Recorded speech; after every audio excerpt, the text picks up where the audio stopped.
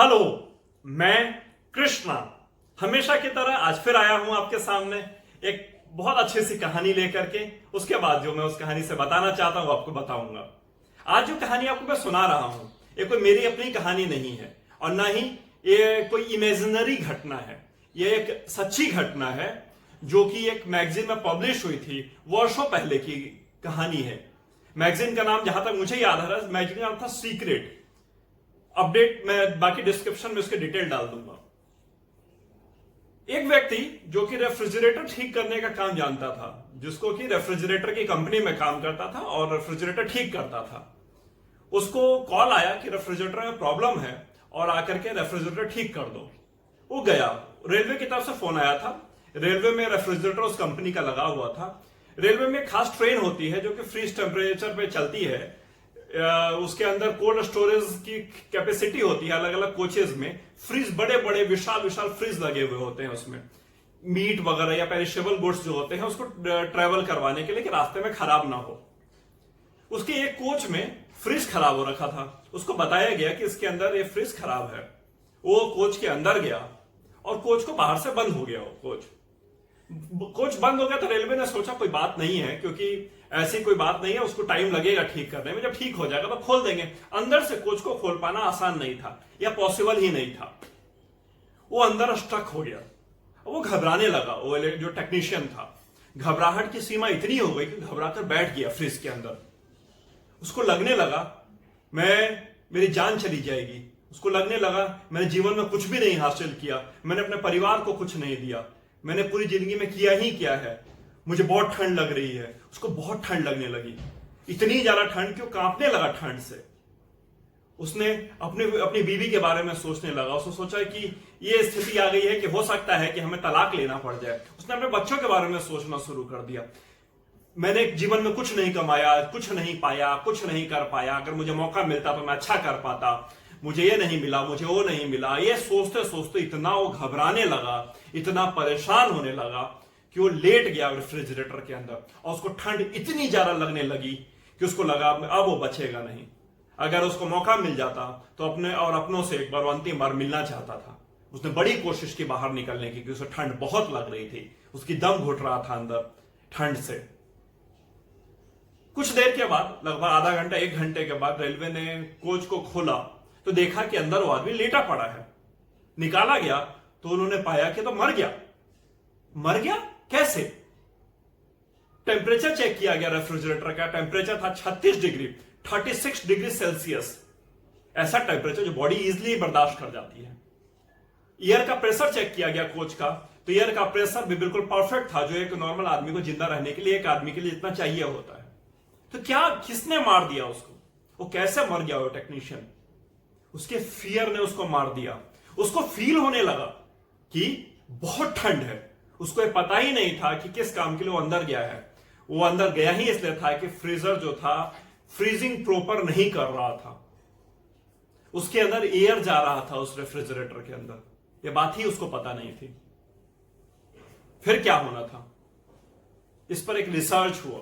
बड़े लंबे रिसर्च के बाद हार्वर्ड यूनिवर्सिटी ने इस पर एक केस पब्लिश किया। उस केस में उन्होंने बताया कि एक बार निगेटिव सोचा हुआ, negative thought 4 to 7 time amplify होता है और पॉजिटिव थॉट सेम फ्लो में चलता है। आपने कोई भी न्यूज, निगेटिव न्यूज सिर्फ 3 मिनट के लिए सुना तो 4 से 7 गुना टाइम सो एम्पलीफाई हो जाता है। ये स्टडी जैसे ही हार्वर्ड ने पब्लिश की, मोटिवेशनल थिंकर जो निगेटिव और पॉजिटिव में जो बातें किया करते थे, उनके कान खड़े हुए। उन्होंने सोचा कि हो क्या रहा है, ऐसा होता है, ऐसा सिर्फ सोच लेने से क्या किसी की मौत हो जाती है? फिर और भी रिसर्च किए गए, डिफरेंट केसेस पर रिसर्च हुए और फाइनली ये रिजल्ट आया कि ये जो रिसर्च था हार्वर्ड का, बिल्कुल सही रिसर्च था। सच में निगेटिव पॉजिटिव ऐसे ही काम करता है। पॉजिटिव स्मूथ वर्क करता है, निगेटिव एम्पलीफाई होकर के वर्क करता है। पॉजिटिव के लिए मेहनत करनी पड़ती है। पॉजिटिव सोचने के बाद थकान होने लगती है। अगर आप अपने आप पॉजिटिविटी नहीं आ रही है तो निगेटिव सोचने के लिए कुछ नहीं करना पड़ता, अपने आप निगेटिव थॉट अपने आप जनरेट होते हैं। एक बार यदि कोई निगेटिव थॉट आपके अंदर आ गया है तो सिर्फ आप ही नहीं, आपकी सराउंडिंग इफेक्ट कर जाती है।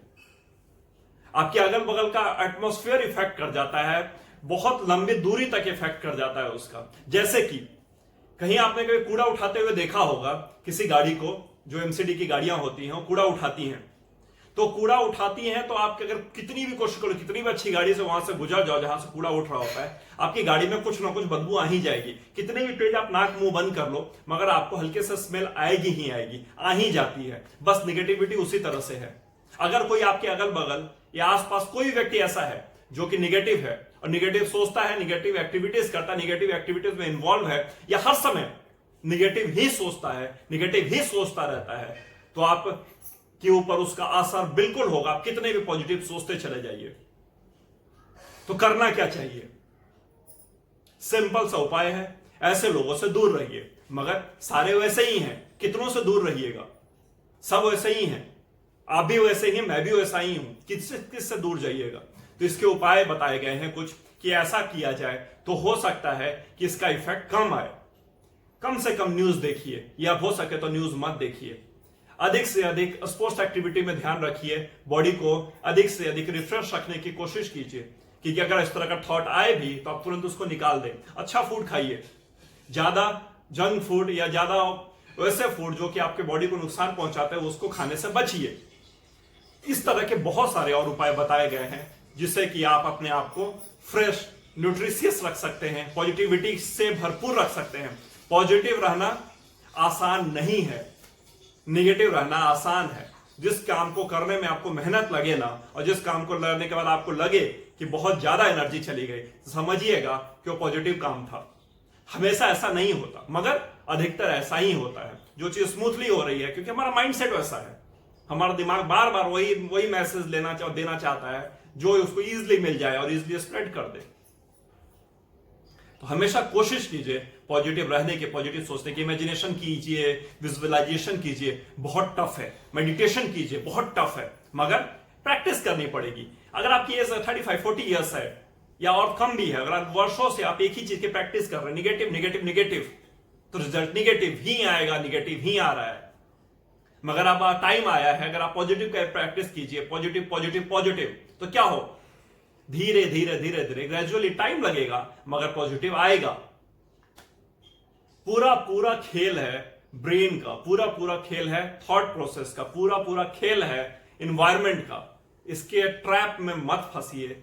जो आपका ब्रेन पॉजिटिव को लेने के लिए बना है, एब्जॉर्ब करने के लिए बना है, उसको उस तरह से डेवलप कीजिए, उसके मसल्स को विकसित कीजिए, सेल्स को एक्टिव कीजिए कि अधिक से अधिक को पॉजिटिव एब्जॉर्ब कर सके। चलिए, उम्मीद करता हूं अच्छा लगा होगा आज का सेशन। मिलते हैं नेक्स्ट सेशन में बहुत ही जल्दी।